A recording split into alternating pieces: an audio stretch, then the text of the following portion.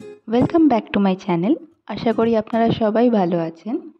আর আজকে ভিডিওটা হচ্ছে দাদা বৌদি হোটেলের ওপরে। সেটা আপনারা হয়তো প্রথমেই আমার টাইটেল দেখে বুঝে গেছেন ভিডিওর, তাও আপনাদেরকে বলি। আর এখন আমরা অন দ্য ওয়ে, মানে আমরা যাচ্ছি, এখন ট্রেনে আছি। দমদম থেকে ট্রেন নিয়েছিলাম ব্যারাকপুরের উদ্দেশ্যে। আর স্টেশন থেকে বেরিয়েই দাদা বৌদি হোটেলটা পড়বে, এমন কিছু ডিস্টেন্স না, একদম রোডের ওপরেই 2 মিনিট জাস্ট হাঁটা পথ। তো সেটা আপনারা দেখতেই পাচ্ছেন, এই যে আমরা অলরেডি স্টেশন থেকে বেরিয়ে গেছি। আর এই যে আপনারা দেখতে পাচ্ছেন ব্যারাকপুর স্টেশন।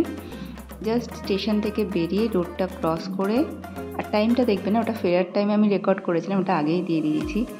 তো রোডটা ক্রস করার পরেই বাস একটুখানি হাঁটলে বাঁদিকে পড়বে দাদা বৌদি হোটেল। এই যে দেখতে পাচ্ছেন আপনারা দাদা বৌদি হোটেল।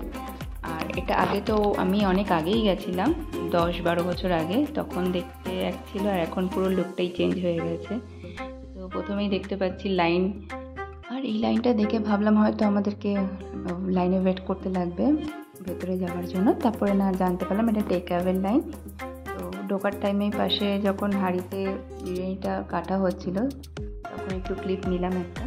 তো যারা টেক অ্যাওয়ে নিচ্ছিল তাদের জন্য এটা পার্সেল হচ্ছিল, আর পাশে আরেকটা হাঁড়ি ছিল, ওটা যারা ভেতরে বসে খাবে তাদের জন্য ওখান থেকে সার্ভ করা হচ্ছিল। আর এই টাইমে দাঁড়িয়ে থেকে নিজেকে কন্ট্রোল করা তো খুবই মুশকিল, মানে এত সুন্দর স্মেল বলবো না, অ্যারোমা, এত সুন্দর বিরিয়ানির অ্যারোমাটা আসছিল যে ওখানে দাঁড়ানো যাচ্ছিল না। এই কারণেই দাঁড়ানো যাচ্ছিল না, শুধু মনে হচ্ছিল যে কখন ভেতরে যাব আর বিরিয়ানিটা খাবো। তো অ্যাট লাস্ট ভেতরে গেলাম। তো ওখানে আমি আগে শুনেছিলাম যে নিচে বসতে দেওয়া হয় না, উপরে পাঠিয়ে দেয় সবাইকে। সেরকম কোনো ব্যাপার ছিল না, নিচে খালি থাকলে নিচে বসতে পারেন, আর যদি নিচে বসতে চান একটু ওয়েট করলে খালি হয়ে যাওয়ার পরে আবার যেতে পারেন। কিন্তু ব্যাপারটা এই কারণেই যে নিচে একটু প্রাইস কম, মানে সব আইটেমগুলোর প্রাইস একটু হলেও উপরের ফ্লোরগুলোতে বেশি আছে, মানে সামথিং 20 কি 30 টাকা এরকম বেশি থাকবে, মানে যে নিচে ফ্লোরে যে প্রাইসটা থাকবে। তো অ্যাট লাস্ট গেলাম, সিটও পেয়ে গেলাম আমরা। বসার সাথে সাথে আমরা দেরি না করে তাড়াতাড়ি স্টার্টারটা অর্ডার করে দিলাম। আমরা স্টার্টারে ডায়মন্ড ফিশ ফ্রাই নিয়েছিলাম। আর তার সাথে সাথে আপনাদেরকে ভেতরটাও একটু দেখাই, গ্রাউন্ড ফ্লোরটা। ভেতরে অ্যাম্বিয়েন্সটা খুবই সুন্দর ছিল। আর এখন এখানে তো বিরিয়ানির সাথে সাথে থালিও পাওয়া যায়, আর চাইনিজটাও খুবই ভালো। আপনারা যদি আসেন তো এগুলোও ট্রাই করবেন। তো আমরা যেহেতু স্পেশালি বিরিয়ানি খাবো বলেই গেছিলাম, তো বিরিয়ানিটাই নিয়েছিলাম।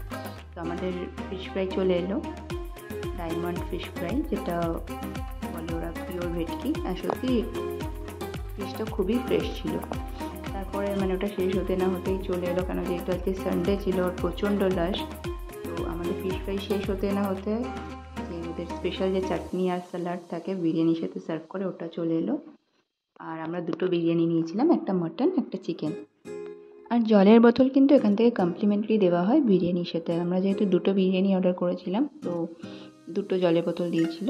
আমাদের আরও এক্সট্রা লেগেছিলো 2টো, তো আমরা পরে নিয়ে নিয়েছিলাম। আর আমাদের বিরিয়ানির সাথে ছিল মাটন লিভার কারি।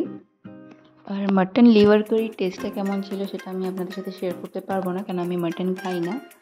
কিন্তু বাকি যে আইটেমগুলো ছিল, ফিশ ফ্রাই, সেটা তো কোনো কথাই হবে না, খুবই টেস্টি ছিল। আর বাকি আমি আরও অনেক জায়গায় খেয়েছিলাম, বাট এখানে ফিশটা না অনেকটাই ফ্রেশ ছিল, আর উপরে কোটিংটাও এমন কিছু মোটা ছিল না, ফিশের ফিলিংটা অনেকটাই বেশি ছিল। আর এবার নেক্সট হচ্ছে বিরিয়ানি, যেটা আমি চিকেন বিরিয়ানি নিয়েছিলাম। দেখতে পাচ্ছেন আলুটা মানে হাত দিতেই মানে পুরো ভেঙে গেল, মানে এতটা ভালোভাবে পারফেক্টলি ওটা সেদ্ধ হয়েছিল। মশলাটাও মোটামুটি আলুর ভেতরে গেছিলো ভালো মতোই, আর চিকেনটাও খুবই সফট ছিল। আর শেষ পাতে ডেজার্টে ছিল নলেন গুড়ের আইসক্রিম। এটা যেমন খেতে হয় তেমনই ছিল, অ্যাভারেজ, এমন কিছু আহামরি ছিল না, বাট বাইরে যেমন খেতে লাগে এটা তেমনই ছিল। আর সব কিছু শেষমেশ আমাদের বিল এলো 1210। তো সেটাও আপনাদের সাথে শেয়ার করলাম।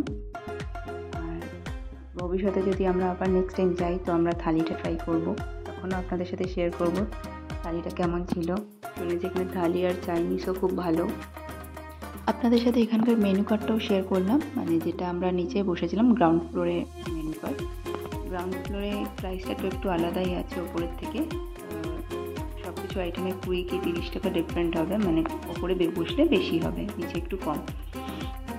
আর শেষমেশ এখন আমাদের বেরোনোর পালা। কেন কি পরে দেখলাম অনেক লাইন, টেকআপের জন্যও লাইন ছিল, প্লাস ভেতরে বসার জন্যও লাইন ছিল।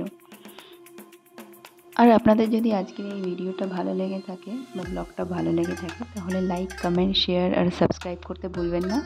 আবার দেখা হবে অন্য কোনো একটা ব্লগে। ততদিন ভালো থাকবেন।